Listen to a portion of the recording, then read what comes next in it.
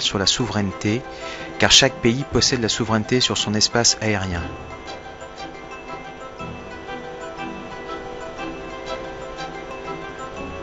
Et si quelqu'un venait à savoir que ces traînées contiennent des particules métalliques, il s'agit là encore d'une violation des lois internationales, c'est totalement interdit, c'est pourquoi ils n'en parlent pas.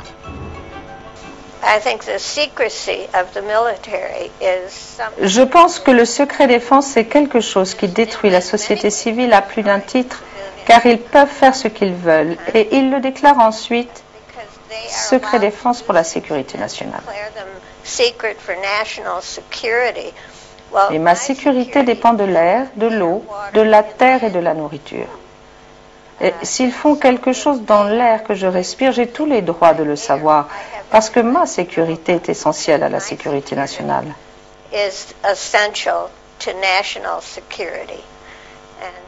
Par conséquent, le mur de secret qui sépare ce que font les militaires de ce que les gens ont le droit de savoir est mauvais. C'est mauvais.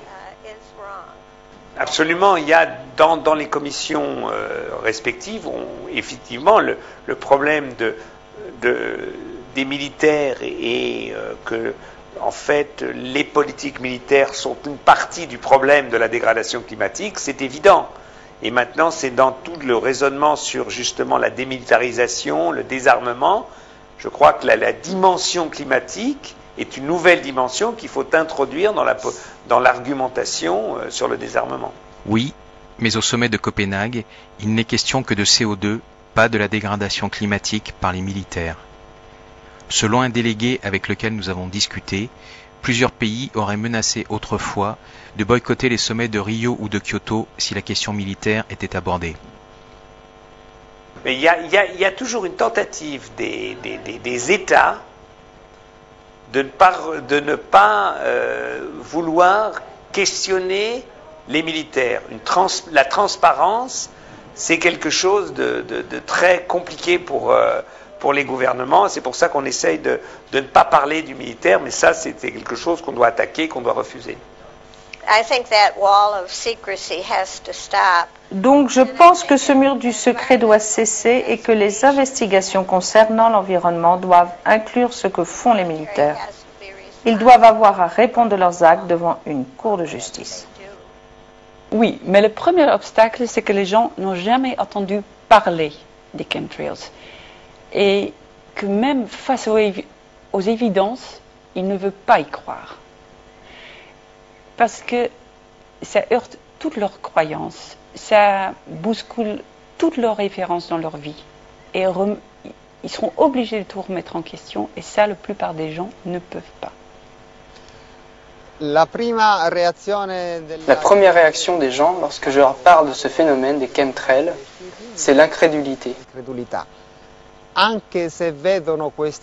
Même si on peut les voir dans le ciel, souvent ils préfèrent ne pas savoir qu'il existe quelque chose de maléfique. La plupart du temps, ils vont chercher à approfondir la question sur Internet et ils ne sont soulagés que lorsqu'ils ont trouvé un site qui nie l'existence des chemtrails. Il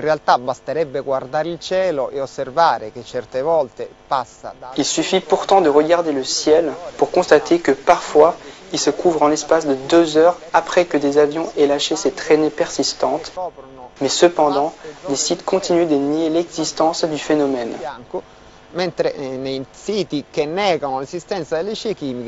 Quand on parle des chemtrails, souvent les gens me sortent « Ah, c'est les théories du complot ». Et je dis non. Moi, je ne parle pas du théorie de complot. Moi, je parle d'un scandale, un immense scandale. Et il faut que ça s'arrête. Ce que nous voyons, ce que nous entendons, ce que beaucoup de personnes voient ou entendent est une base bien plus solide que ce que certains déclarent. Alors, je refuse le secret et je refuse leurs mensonges.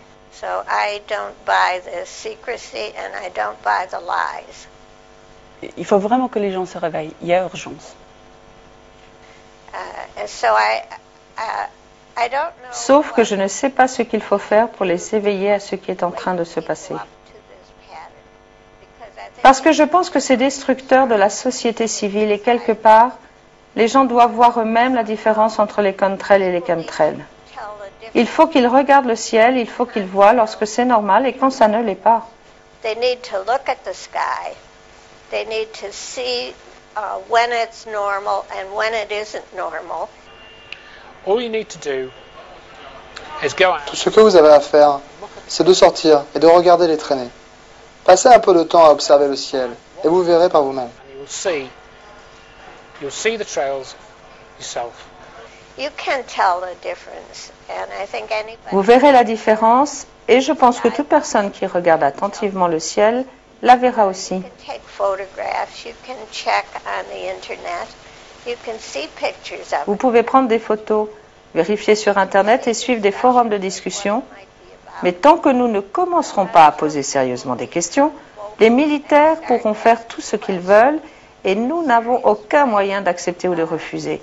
C'est juste en train de se produire dans notre monde. And we have no way to say yes or no to it. It's just happening in our world. Daar ben ik dus 100% zeker van en daar geloof ik in. Je suis sûr à 100% que la vérité finira par l'emporter. Et même s'ils essaient de l'arrêter ou de la retarder, la vérité l'emportera. Of te vertragen, de waarheid zal zegevieren. En ik ben daar met Et je suis là, avec toute mon énergie et mon temps, mobilisé comme un pitbull terrier pour contribuer à ce que la vérité émerge et que ça s'arrête. Voor in te zetten en ervoor te zorgen dat die waarheid boven water komt en dat dat wordt beëindigd. Perché lo fate? Pourquoi est-ce que je fais tout ça? Il s'agit d'une question fondamentale à laquelle il doit être répondu clairement. Tout d'abord, on ne tire aucun revenu économique de cette activité de recherche et de diffusion de l'information qui dérange tant l'establishment.